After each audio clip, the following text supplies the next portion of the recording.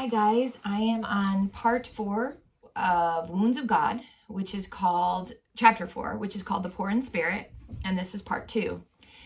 Your fire is dying, said Father Peregrine. Put some more wood on it.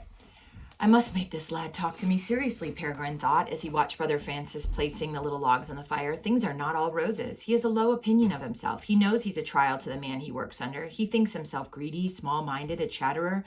There must be some conflict in a young man who bites his nails to the quick and can't get to sleep at night. I imagine, said Father Peregrine, that the vow of celibacy you have taken is at times a stony path.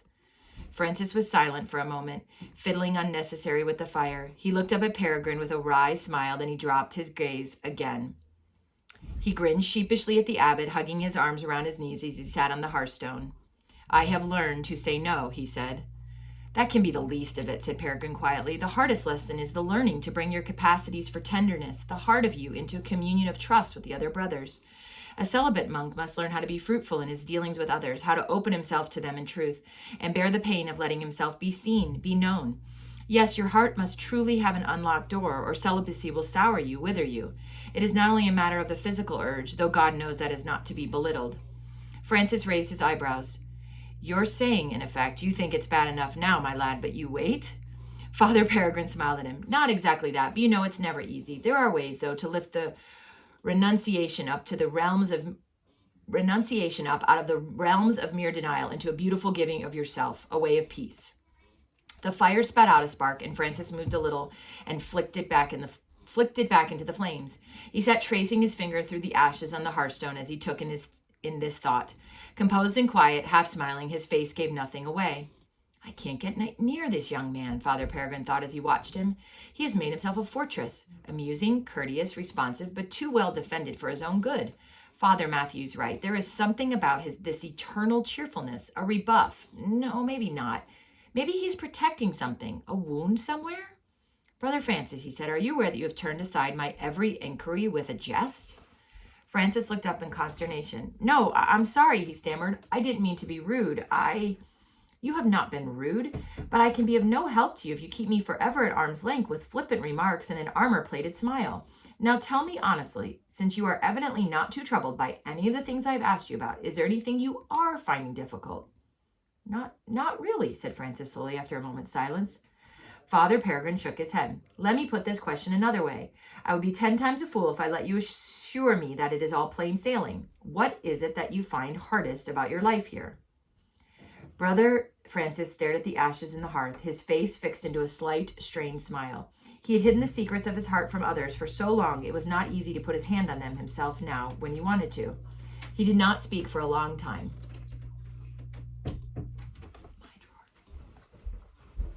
The constant criticism, he said at last.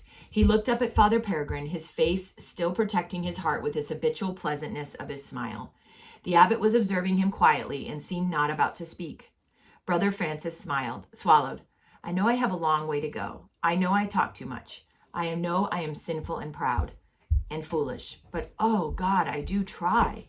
His smile was gone suddenly, and the surface of his face was distressed with little twitches of nervous muscles that didn't know what to do, now that they were no longer employed in guarding his soul with the shield of a smile.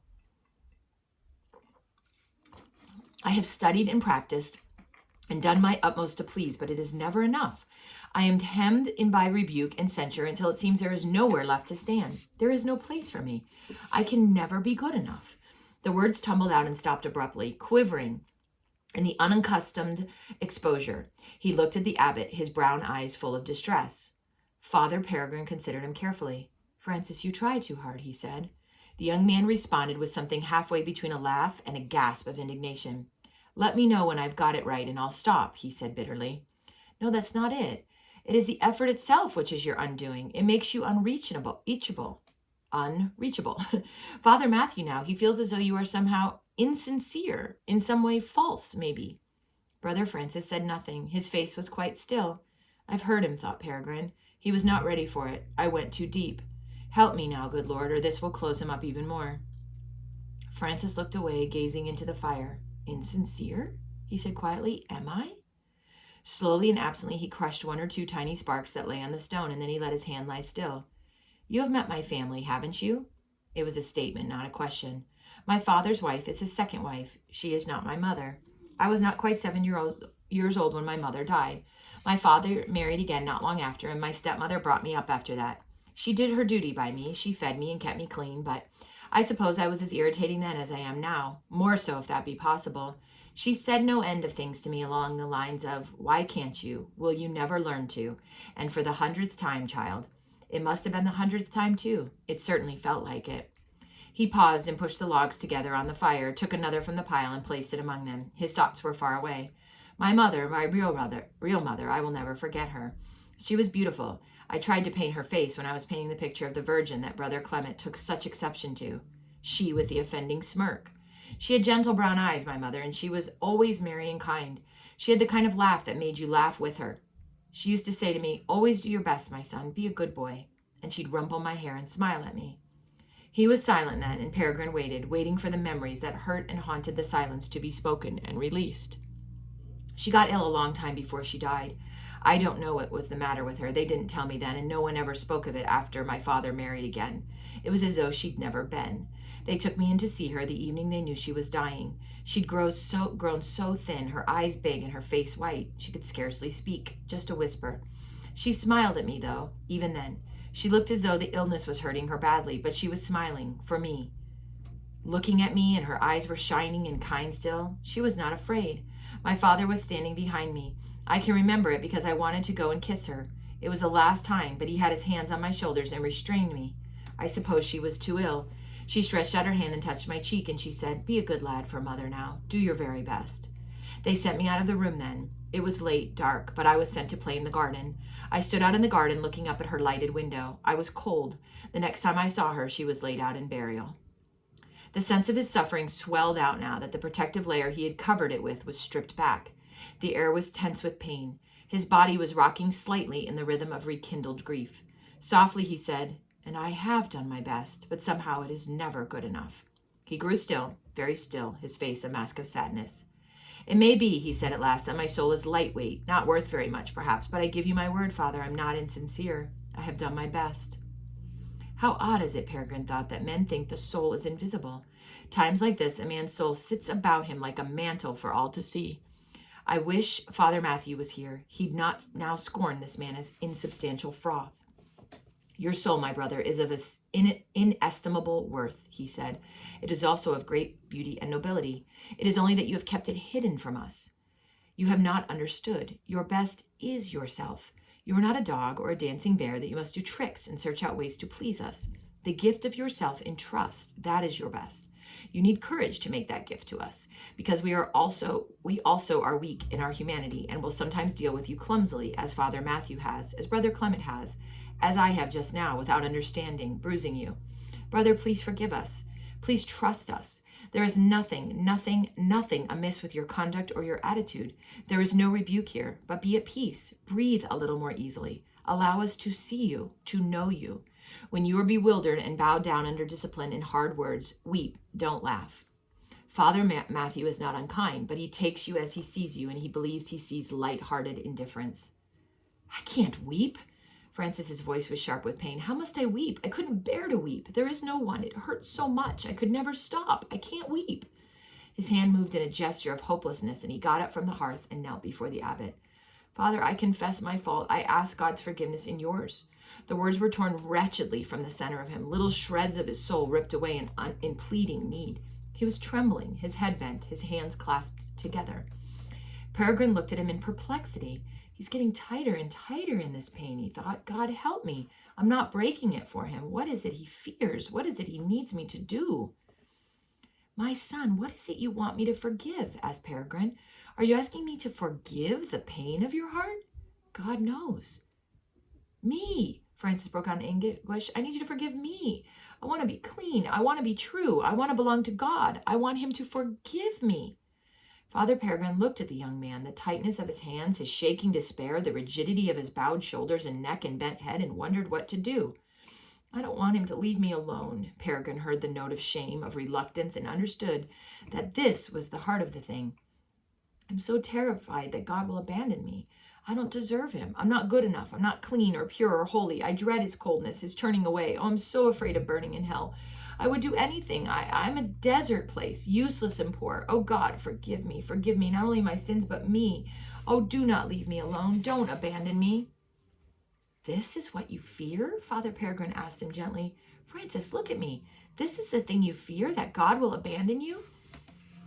Yes, how should he not? What is there of worth in me? Blindly, almost cringing in his need, he reached out his hands to Father Peregrine, and creeping forward, he buried his face in the abbot's lap and allowed the brittle shell to shiver into 1,000 pieces. God of love, help me to drive out this fear, thought Peregrine as he stroked the young man's head and brooded over his grieving. However can I reassure him? He had seen many He had seen many men weep in release, seen it bring them comfort and ease their sorrow, but this man's weeping was bitter agony. There was no peace in it, only pain. He thought of Father Matthew. This eternal smile of his covers an emptiness within, and resolved to listen to him more often. My child, my poor child, he murmured. He did not know what else to say. He knew the futility of smothering this fear with platitudes about God's mercy and love. It is the thing a man needs to know deep in his heart, and understanding with God himself. That is what faith is. It cannot come secondhand. It hurts too much. It's going to break me, Francis gasped in terror. It's like a great black wave towering too high. If I let it fall, oh God, I'll be dashed to pieces. It will destroy me. On the quivering shoulders, Peregrine rested his hands, frustrated at their crippled immobility, wishing he could spread his fingers, hold the man through his fear. It will destroy you if you try to contain it, he said. You must allow it to break. If it destroys you, well, I will be with you. There is no more holding it in, my child. There was a moment when the abbot felt the power of that black tide of grief rising in Francis's soul, when the two of them were arrested in the awe of the moment before it crashed. Then Francis's whole body convulsed like a man vomiting, his hands gripping desperately in the folds of Peregrine's tunic. His mouth was forced wide open in a silent cry of agony, his eyes screwed shut. As the thing ripped through him, it left him sweating and shuddering, his mouth slack and trembling, his eyes dazed and dully oozing tears. He moaned softly like a laboring woman. Then, in the wake of the first crashing wave, poured out the flood tide of his grief. The pathetic bravery with which he had fought it so long lay splintered like matchwood, floating dispersed on the dark sea that swept him away. There was no way now to combat the bitter sorrow or master the pain. It was too much for him. Oh, Francis groaned in misery as he sat back on his heels, struggling unsuccessfully to compose his face and stop the tears. Forgive me the liberty I owe. He hid his face in his hands, unable to contain his grief, bent double with the anguish of it. Looking down at him, Peregrine realized then and forever that faith and peace come not from believing in God, but from the secret of God's love hidden in a man's heart. Surely, my God, he prayed sadly, you will fill this child's emptiness. Have pity on his torment. Father Peregrine watched as Francis fought with his subsiding grief, finally managing to control it, straightened up with a sigh that was half a sob, and spread his hands on his knees. There you are, then. This is me, he said, with an attempt at a smile that wrung the abbot's heart. What now? Father Peregrine looked at him. He could think of nothing to say. Francis turned his head aside and looked into the dying embers of the fire. The brotherhood of this community, he said, his voice flat and tired in the sad, bruised finality of defeat, is like a lighted room in a house. There is the warm fire of life and fellowship on the hearth, and the brothers are gathered safely around it, and outside it is night. Out in the night is the lonely place of darkness and danger and fear. Do not bad men prowl in the darkness and wild beasts? Out in the darkness where no light is, you can stumble and fall in the stones, and the cruel thorns tear at you. I am here in the light and the warmth of the house, but I belong in the darkness, and I can't forget the darkness. It draws me.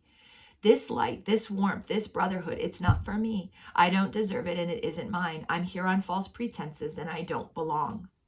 He looked desperately at Peregrine. He is tortured by this, the abbot thought. I've got to say something to help him. If you cannot put the darkness out of your mind, my son, Peregrine said slowly, maybe you should face it. Open the door of the lighted room and go out of the house and look at the darkness. What is there? Francis hesitated. The restlessness of night, the silence, and strange sounds in the silence. Then, out there in the night, someone, a long way out into the garden, under those big whispering trees somewhere, there is someone weeping, sobbing, groaning. Father, there is someone in such trouble out there, and I want to go and see.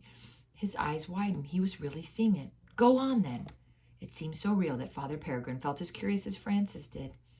Oh, said Francis, there are stars. The darkness is not as black as I had thought. I'd forgotten the stars. It's a garden with shrubs and trees, dark shapes. I can smell the perfume of the flowers. And someone is crying in the darkness in bitter distress. I can't find him. I'm searching for him, looking everywhere. Wait, there, under the trees, a man crouching, bowed down to the ground. Oh, the loneliness of him. He's broken. He's afraid. I've never seen a man in such despair. I must go and, oh God, it's Jesus. Out here all alone, Jesus. He was out here even before I came out. He was out here all the time in the lonely plate where abandonment and fear belong. He has always been here. I think it's Gethsemane. What are you going to do? Asked Peregrine in fascination. Brother Francis looked at him incredulously. Do? Stay with him, of course. I can't leave him alone in this distress. I couldn't just abandon him. Jesus, my heart, my love, his courage in the hearth for the night. As long as he is here, the darkness is home. The outside has become the very center. Jesus, my Lord and my God. The tension and pain had drained out of him. His face was soft and rapt, lost in the vision. His eyes, no longer haunted, were brimming with wonder and tenderness. There was something Peregrine wanted to know. He hesitated, reluctant to intrude on Francis's contemplation. Then he said, the door of that house, did you shut it behind you when you went out? No, I was scared to go out, said Francis. I wanted to leave it a way back in. You can shut it behind me now. I'll be all right out here. He knelt a moment longer and sighed deeply, amazingly at peace. For a few seconds, time had tipped over into eternity, and they were in the place where angels come and go. Then Brother Francis looked up at his abbot with a grin. There's the office bell now. My foot's gone completely dead kneeling here. I'm going to have the most wonderful pins and needles when I stand up. I'll limp along to chapel with you if that's... Oh, I'm sorry, Father. That was tactless. Brother Francis blushed as the crippled abbot bent to pick up his wooden crutch, stood up and leaned on it. Peregrine laughed at Brother Francis's mortified face as he scrambled to his feet. We'll limp together then, my son, he said. As they walked along the cloister, Father Peregrine glanced at Francis's face, which had the same intelligence and humor, the same firmness, everything the same, but for red eyes and a red nose. But resettled now into a new context of peace, the same but all different, the same but reborn. The Christ you saw, said Peregrine quietly, that is the Christ I love. All his life he has lived pressed on every side by human need, and he met the weariness and testing of it with a patience and humility that silences me, shames me for what I am. But in Gethsemane, I see Jesus crumple, sobbing in loneliness and fear, crushed to the ground, pleading for a way out, and there was none. I cling to that vision, as you will, that sweating, terrified, abandoned man that is my King, my God. Such courage as I have comes from the weeping of that broken man. Brother Francis reached out one finger and gently touched the abbot's hand. They went into the chapel in silence, each to his own stall. Father Peregrine pulled his cowl up over his head and sat gazing, as he always did, at the great cross that hung above the altar. How did you do it? He prayed in silent wonder. How did you do so much without doing anything? How did you lift the man out of the torturing agony of grief and fear just by consenting to bear the same torture and the same lonely agony? Suffering God, your grace mystifies me. You become weak to redeem me in my weakness. Your face, agonized, smeared with dust and sweat and blood and spit, must become the icon of my secret life with you. The tears that scald my eyes run into your mouth. The sweat of my face, of my fear, glistens on your body. The wounds with which life has maimed me now shall live it on your back, your hands, your feet. The peace you win me by such a dear and bloody means defeats my reason. Lift me up into the power of your cross, blessed Lord. May the tears that run into your mouth scald my eyes.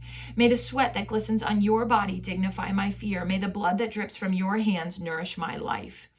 Father Peregrine watched Brother Theodore take his place beside Francis, saw him rest his hand gently a moment on Francis's shoulder, having seen in his face the signs of recent tears. The abbot watched the shyness of the smile with which Francis acknowledged Theodore's gentleness. Ah, yes, he has allowed himself to remain vulnerable, the abbot rejoiced.